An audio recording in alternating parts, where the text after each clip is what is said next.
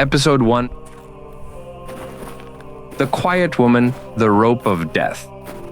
It was a cold winter afternoon in Qazvin. A woman in a black chador walked slowly through a dusty alley. She carried a brown leather handbag, and in her eyes there was something suspended, somewhere between kindness and exhaustion. Her name was Mahin Qadiri, a former school teacher, a mother of 2 daughters, and, within just a few months, a serial killer who would take 6 lives. Mahin was born in 1975 in Qazvin. Her life looked no different from many others in the same neighborhood. A young marriage, a husband who was unemployed and addicted, 2 daughters, her main concern in life.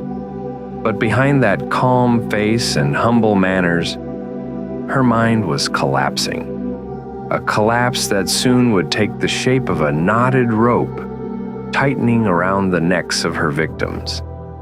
It all began with a simple debt. Mahin needed money to pay for her daughter's medical treatment.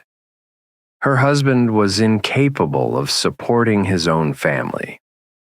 So Mahin borrowed from friends, from neighbors, anyone who would listen, but the money was never enough.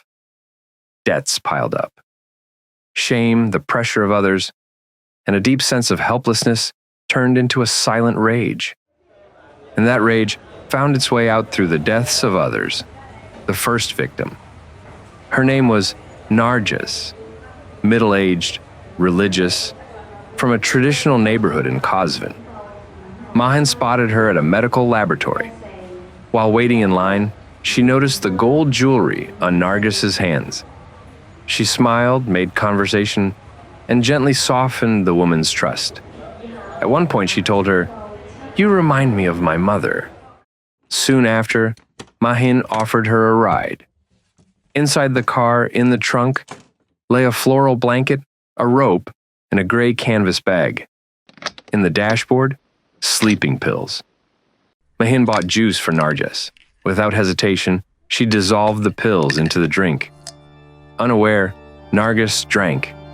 Minutes later, her body grew heavy, her eyelids sank, and her head dropped. Mahin drove into a deserted alley.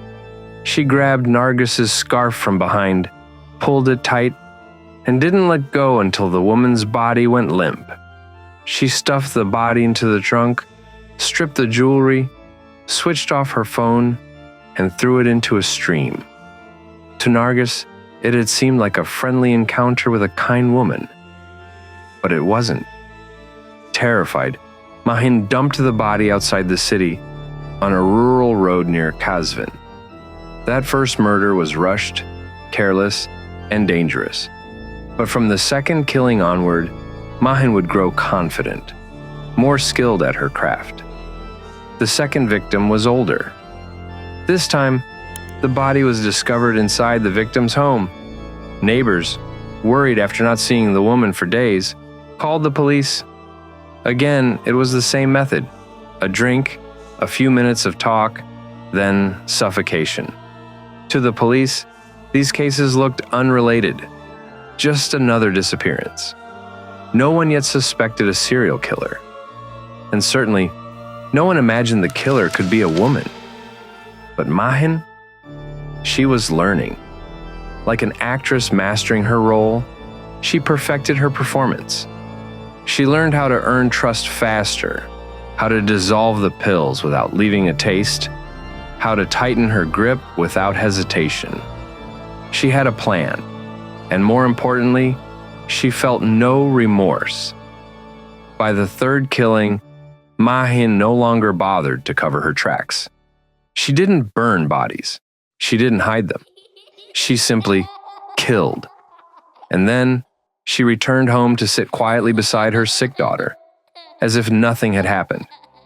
But in Qazvin, whispers began to spread. Women were vanishing. Families were left with no answers. Police searched aimlessly, still blind to the truth. Because in their minds, the murderer could not be a woman. Meanwhile, Mahin, with her calm smile and her yellow Renault, kept driving through the streets, hunting, only days away from her next victim.